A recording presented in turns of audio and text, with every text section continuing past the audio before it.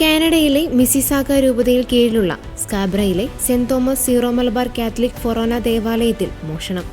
ജനുവരി 14 ബുധനാഴ്ച രാവിലെ 9 മണിയോടെയാണ് സംഭവം റിപ്പോർട്ട് ചെയ്യപ്പെട്ടത്. ദേവാലയത്തിൽ അതിക്രമിച്ചു കയറിയ അക്രമികളാണ് മോഷണത്തിന് പിന്നിലെന്ന് ദേവാലയ അധികൃതർ അറിയിച്ചു. വിശുദ്ധ തോമസ് ശ്ലീഹായുടെ ഫസ്റ്റ് ക്ലാസ് തിരുശേഷിപ്പും പള്ളിയിലെ സക്രാരിയുടെ താക്കോലുമാണ് നഷ്ടപ്പെട്ടത്. കൂടാതെ പള്ളി ഓഫീസിനുള്ളിൽ കടന്ന മോഷ്ടാക്കൾ അവിടുത്തെ രേഖകൾ നശിപ്പിക്കുകയും മുറി അലങ്കോലപ്പെടുത്തുകയും ചെയ്തിട്ടുണ്ട്.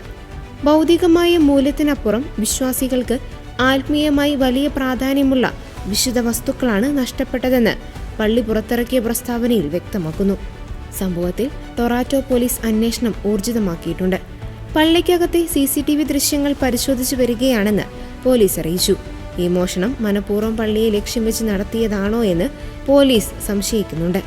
മലയാളി സമൂഹത്തിനിടയിൽ ഈ സംഭവം വലിയ ഞെട്ടലുണ്ടാക്കിയിട്ടുണ്ട്. കുറ്റവാളികളെക്കുറിച്ച് എന്തെങ്കിലും വിവരം ലഭിക്കുന്നവർ ഉടൻ തന്നെ പോലീസിനെ അറിയിക്കണമെന്നും നിർദ്ദേശമുണ്ട്.